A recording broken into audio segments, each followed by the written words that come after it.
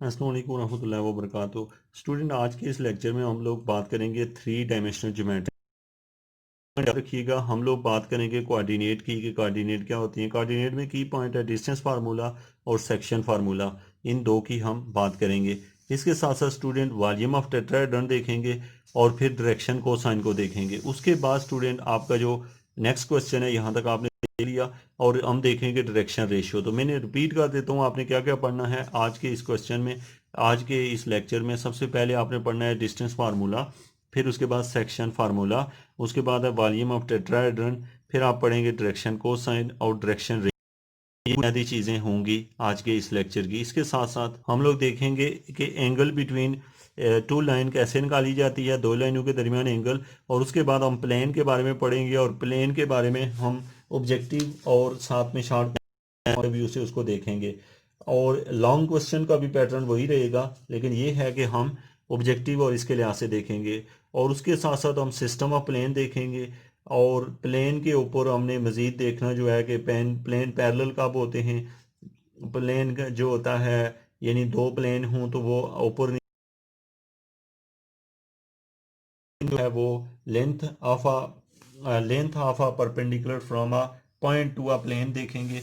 ये कुछ हम आज के की पॉइंट्स होंगे। तो मैं रिपीट कर देता हूँ आपके जो की पॉइंट्स हैं और इन तमाम चीज़ों को, और साथ में इन्हें देखते भी हैं। स्टूडेंट, आपसे पहला जो सवाल है कि ये आपसे पूछता है डिस्टेंस फार्मूला क्या होता है। ऑब्जेक्टिव में पूछा जाता है थ्री डायमेंशन के अंदर। अब टू डायमेंशन में हो तो ये दो तक होता है, ये थ्री डायमेंशन है तो यहाँ तक है। ये आपको x2 माइनस x1 का स्क्वायर, ये है डिस्टेंस फार्मूला। अब अगला सवाल आपसे पूछा जाएगा सेक्शन फार्मूला क्या है। तो आप कहेंगे कि अगर हमें कोई दो पॉइंट दिए हों, एक का नाम ए पॉइंट हो दूसरे का बी हो, तो ये जो दोनों पॉइंट दिए हुए होंगे इन पॉइंट्स को ऐसे लिखा जाता है कैसे, mx2 plus nx1 divide by N है ना, ये उन दोनों पॉइंट्स के दरमियान में एक रेशियो है। रेशियो मीन के एक हिस्से की कितनी वैल्यू है, कितनी लेंथ है, दूसरे की क्या है। तो ये एम एन जो है ना वो रेशियो दी हो साथ में, तो इसको सेक्शन फार्मूला आपने याद रखना है। क्या है ये, mx2 plus nx1 divide by m plus n। फिर कॉमा, वहाँ पे x2 x1 था, यहाँ पे y2 y1 है और यहाँ पे z2 z1 है। मीन के इनमें आपको ये पता हो, ये इसको सेक्शन फार्मूला कहते हैं। अगर m और n एक जितने हों तो फिर ये सेक्शन फार्मूला इस तरीके से होता है, ऐसे हो जाता है। यानी एक जितने होंगे तो इसका मतलब है उनको आप वन कंसीडर करें, क्योंकि वो सेम हो जाए तो वन ही होती है, इसलिए। तो ये ऐसे है। तो इसको आपने याद रखना है कि सेक्शन फार्मूला जो है ना वो कन्वर्ट होकर मिड पॉइंट फार्मूले में चला जाता है अगर एम और एन दोनों क्या हों, यानी उनके दरमियान में जो रेशो है, सेक्शन है, वो अगर सेम हो जाए तो एक जितनी हो जाए तो। एक तो आपने ये बात जहन में रखनी है, ये दो फार्मूले आपको बताए हैं। उसके बाद स्टूडेंट आपसे पूछा जाए कि वॉल्यूम ऑफ टेट्राहेड्रन कैसे निकालते हैं, तो आप कहेंगे कि आपको पॉइंट्स दिए हुए होंगे, मतलब कितने, चार पॉइंट दिए हुए होंगे। आपने उनके कोफिशिएंट होंगे पॉइंट्स के x1 y1 z1, और वन की जगह वन ही रखना है। दूसरी लाइन से कोफिशिएंट लेना है x2 y2 z2, और इन सब का जो डिटर्मिनेंट ओपन करना और उसे 1/6 से मल्टीप्लाई करना। जो आंसर आएगा वो वॉल्यूम ऑफ टेट्राहेड्रन होगा। तो अब अभी तक आपने तीन चीज़ें पढ़ी, एक distance formula, section formula, volume of tetrahedron. अब अगला क्वेश्चन आपसे पूछा जाएगा डायरेक्शन कोसाइन क्या होता है। तो इसका मैं शॉर्टकट आपको बता दूं कि होता है। वैसे तो आपने छोटी क्लासों में पढ़ा है, क्या पढ़ा है आपने छोटी क्लासों में कि हमें जब कोई वेक्टर दिया होता है तो उस वेक्टर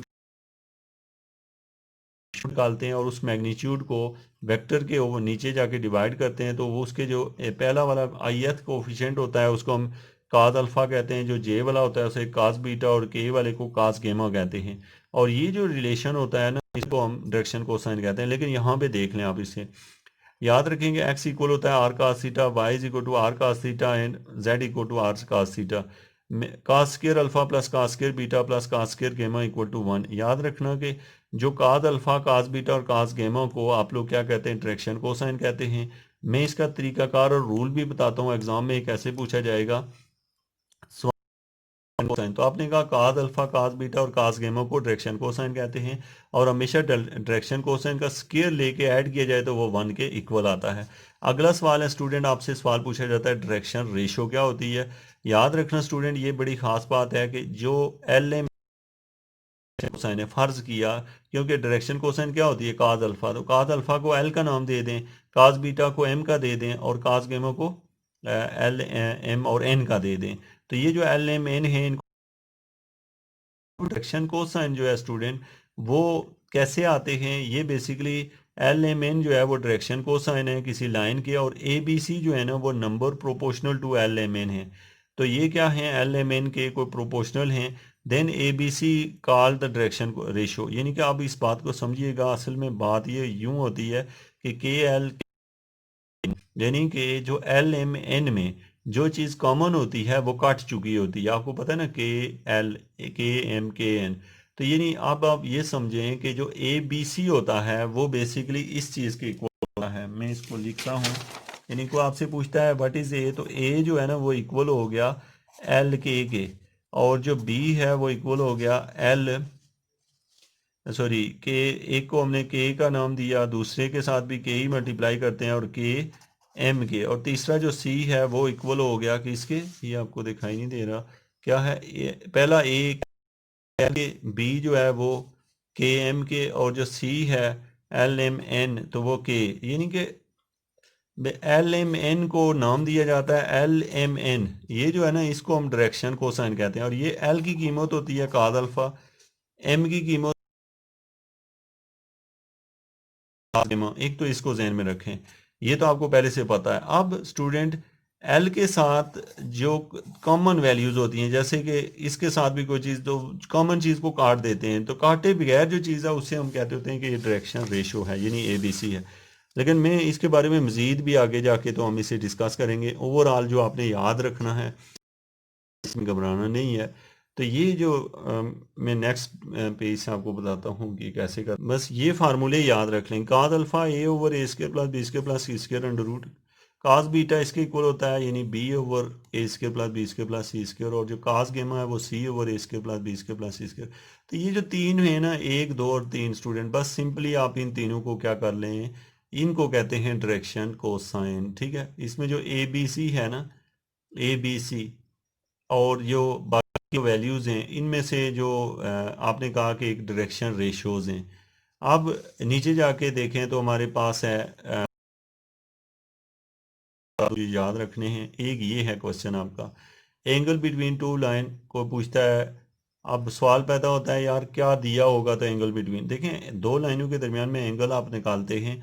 अब दो लाइनों के दरमियान एंगल निकालने के डिफरेंट वेज होते हैं, जिनमें से वो तरीक़ेकार जो एग्ज़ाम में हमें ना जैसे दिया हो कोसाइन या डायरेक्शन रेशो दी दे, कहे निकालें, तो ज़ाहिर है हमें उसके मुताबिक फार्मूला आना चाहिए। तो उसके लिए यहाँ पे है ना एंगल बिटवीन टू लाइन, अब होगा क्या, आपको दो लाइनों के डायरेक्शन कोसाइन दिए हुए होंगे, आपने कोसाइन को आपस में इस तरह मल्टीप्लाई करना है कि पहले का जो कोफिशिएंट होगा L1 को L2 से, M1 को M2 से और N1 को N2 को, यानी कि आपको क्या दिया होगा, दोनों लाइनों के पहले आपने डायरेक्शन कोसाइन निकालने हैं, या उसने खुद दिए होंगे। अब पहले पहले के जो पहले डायरेक्शन कोसाइन के पहला कोफिशिएंट को पहले से, दूसरे को दूसरे और तीसरे को तीसरे से मल्टीप्लाई करके ऐड करना है, वो किसके इक्वल होगा, कास थीटा के। तो ये फार्मूला है एंगल निकालने के लिए। इसको आप इस फार्मूले को आप रहने दें टेन थीटा, वैसे आपसे एमसीक्यूज में ये पूछा भी जा सकता है। हाँ, ये की पॉइंट है कि आप कहते हैं कि line are parallel depend on leaf, दो लाइनें, यानी कि आपको कहा जाए ना दो लाइनें पैरेलल हैं, उनके दरमियान एंगल जो है ना वो पैरेलल हो तो 0 डिग्री बनता है। तो ये होता है, यानी आप क्या करेंगे, L1 over L2 equal to M1 over M2 equal to N1 over N2। अगर ये तीनों आ जाएं, सेम आ जाएं, मीन ये डायरेक्शन को उनकी रेशो है, तो जब ये इक्वल आ जाएं तो वो पैरेलल होते हैं। अगर इक्वल ना आ रहे हों तो फिर आप चेक करते हैं कि क्या L1 को L2 से, M1 को M2 से और N1 को N2 से मल्टीप्लाई करके सम करें। अगर वो ज़ीरो आ जाएं तो फिर आप कहते हैं कि वो